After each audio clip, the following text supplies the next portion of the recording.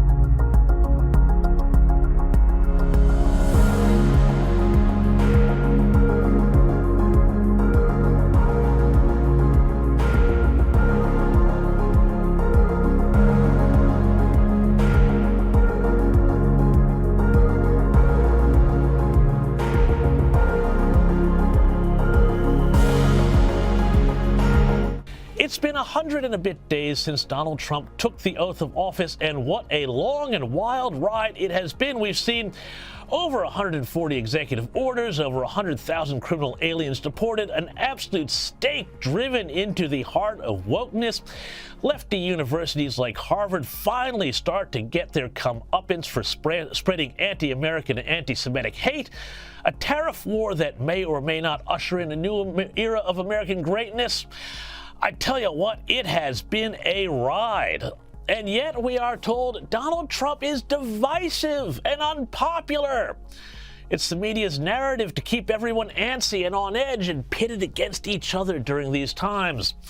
But the reason why they're doing this is very simple, I think, because the American left, the Democrat Party, and the whole media and cultural infrastructure that goes along with it is actually on the run. Why? Because, as the saying goes, they got nothing, about which I'll say more in a moment. But to illustrate where things actually are, let's look at the polls. Now, one of the things we have been told over and over again this week is that Trump is deeply unpopular, the least popular president after 100 days than any president since, I don't know, Eisenhower or FDR or Grover Cleveland, take your pick. It's a message relentlessly pushed by Democrat politicians like our old mate Chuck Schumer. The polls this week show Trump has the lowest 100-day approval rating since they started polling 80 years ago, the lowest. Even worse, 72% of Americans think it's likely that Trump's handling of the economy will walk us directly into a recession. Sounds pretty bad, right? But as even Schumer was forced to admit, there is another side to this coin. There's a poll out today that has your approval rating lower than any other congressional leader at 17%. Are you concerned that you may be a liability for your party? Polls come and go. Our party is united. We're on our front foot. We're stepping forward and going after Trump and having real success. Yes, Chuck, polls come and go. But when faced with the alternative, cackling Kamala Harris, voters still say Donald Trump is doing a better job than Harris or the Democrats would have done if, God forbid, they had taken power in November. Who would be doing a better job as president? Guess who comes out on top? Within the margin of error, but comes out on top. This looks a lot like the election result, right? Trump 45%, 2 points ahead of Harris at 43%. 12% say they'd be doing about the same. But this is the key nugget here. It's not just about regretting that vote. It's literally saying who would be doing the better job right now. And Trump continues to score a higher percentage of the vote than Kamala Harris. Amazing to see that go to air on CNN because that, as they say, had to hurt.